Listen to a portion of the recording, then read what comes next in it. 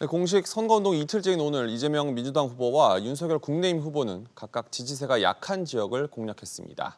이런 가운데 연이은 악재에 부딪힌 안철수 국민의당 후보 행보에도 관심이 쏠리는데요. 윤선영 기자와 자세히 알아봅니다. 오늘 이재명, 윤석열 후보 모두 각자 입장에서는 험지로 간 거죠? 그렇습니다. 우선 이재명 후보는 점심에 청년들이 즐겨 찾는 대표 상권인 서울 강남역에서 청년 기회 국가와 소상공인이 행복한 나라를 만들겠다고 목소리를 높였고요. 네. 잠시 뒤에는 송파 잠실 세내역에서 집중 유세를 펼칩니다. 역시 경제 대통령을 내세우며 이제는 방역 체계를 유연하게 바꿔서 경제적인 고통을 줄여야 한다고 했는데요. 들어보시죠.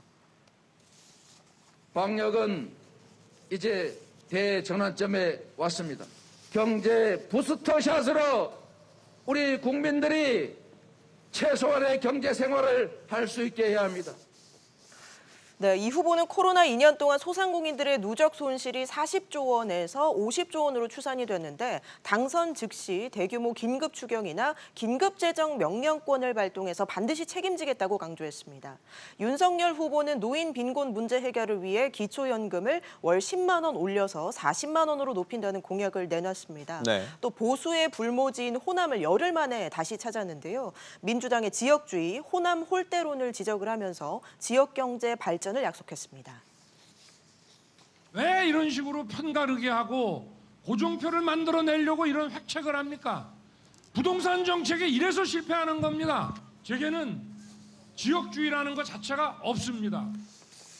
이제 하루하루가 더 중요해지게 됐는데 네. 오늘 지지율 판세는 어떻게 나왔습니까? 네, 여전히 뚜렷한 대세가 없는 초접전을 보였습니다. 한 여론조사를 볼까요? 윤 후보가 42.4%, 이 후보 41.9%로 0.5%포인트 격차밖에 안 납니다. 네. 야권 단일화 지지율은 윤 후보로 할 경우, 이른바 윤일화가 될 경우 이 후보에 이기지만 안 후보로 단일화하면 이 후보한테 밀리는 것으로 나타났습니다. 단일화 결론이 아직 나지 않았는데 이 와중에 안 후보는 악재를 연이어 만났죠. 그렇습니다. 안 후보의 지원군 역할을 해온 아내가 이 김미경 교수가 코로나 확진을 받은 데 이어서 충남 천안과 강원도 원주 유세버스에서 관계자 2명이 숨지는 안타까운 사고가 있었죠. 네. 밀폐된 버스 안에 일산화탄소가 흘러들어온 것으로 추정이 되는데 경찰뿐 아니라 고용노동부 등 관계부처가 조사에 나서서 안전조치에 문제가 드러날 경우 중대재해처벌법이 적용될 수도 있는 사안입니다.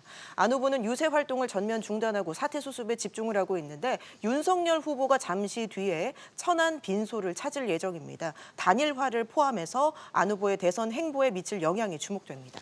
그렇군요. 윤 기자 잘 들었습니다.